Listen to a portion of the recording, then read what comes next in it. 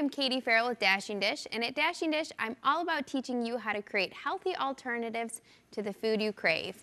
Today I'm going to show you how to make quick and easy snack ideas. Now these snacks are incredibly easy to make and they're great to have on hand because usually between some, of your meals, say lunch and dinner, you're craving something just to hold you over to the meal.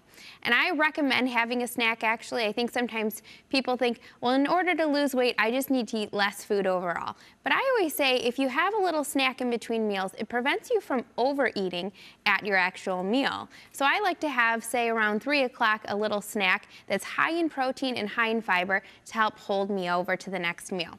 So I'm going to start by a special spin on Greek yogurt. Greek yogurt a lot of times gets a bad rap because it's a little bit tart, it has no sweetener added to it, and I often tell people don't buy the ones with sweetener added because it definitely has way more added sugar than you'd even imagine. So oftentimes it could have anywhere from 20 to 30 grams of sugar in the sweetened Greek yogurt, and that's as much as really a candy bar. So I say have the candy bar if you're going to do that.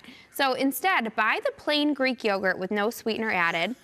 And my way of kind of spicing it up is just to make a cookie dough version.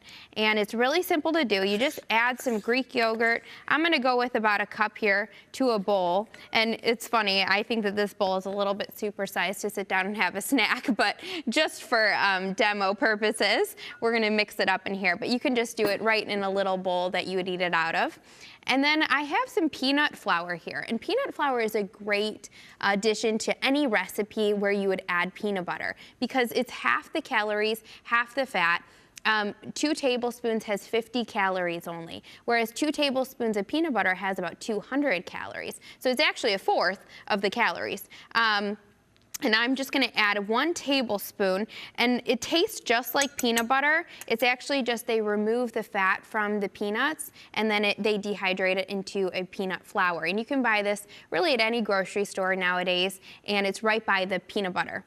And so I'm going to add 1 tablespoon, like I said, but you could do 2 or 3 tablespoons depending on how you like your Greek yogurt. And then a little bit of sweetener goes a long way in Greek yogurt. Again, don't buy the pre-sweetened stuff. Add your own sweetener. That way you can control how much sugar is going in. I'm adding just about a teaspoon of honey, but you could do stevia, you could do agave nectar, maple syrup, whatever sweetener you like, as long as it's a natural form of sweetener. And I'm just going to give this a quick stir. Now what makes this kind of a cookie dough flavor is in the extracts. So I like to add vanilla extract and even almond extract. Gives it that cookie dough flavor. But you can see it kind of is already looking a little bit like a cookie dough color there just from the peanut flour. So I'm going to eyeball it just about half a teaspoon of vanilla extract. And if you have almond extract, that tastes amazing as well. And just stir that in. And then if you really want it to be like a special treat, maybe you're having this, after dinner for dessert. You could add a few little mini chocolate chips. And something else that you could also do with this is you could even pop this into your freezer for about a half hour to an hour, and it kind of comes out almost like a frozen yogurt texture. So that's a really great high protein snack option.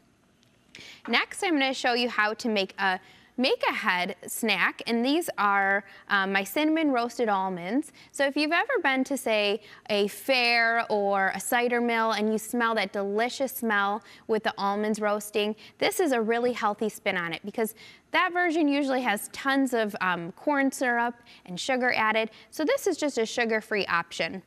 So I'm going to add, you could add either 1 full egg white, or I'm going to add 2 tablespoons in this case of just the carton egg whites.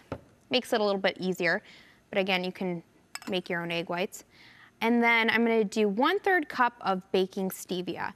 And baking stevia you can find right next to the sweetener, usually right next to the sugar in the baking aisle. And baking stevia is a natural form of sweetener. Stir that up. And the egg white really just helps the sweetener and everything stick to the almonds, and it kind of gives it that crunchy texture that we're used to with cinnamon roasted almonds. And then I'm going to do 2 teaspoons of cinnamon. And in this bowl we had 2 cups of almonds. And then I'm going to do just a pinch of salt.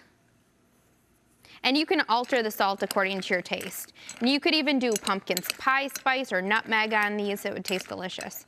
And what I love about this recipe is once you make them kind of in a big batch, then you have them to snack on throughout the day.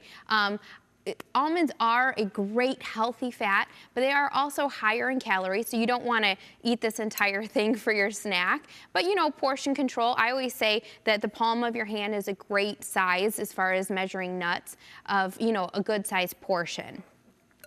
And then I just have a baking pan lined with foil and cooking spray, and I'm going to kind of spread these out. You want to put them single file, just nice and spread so that they're not on top of each other. That way they bake evenly.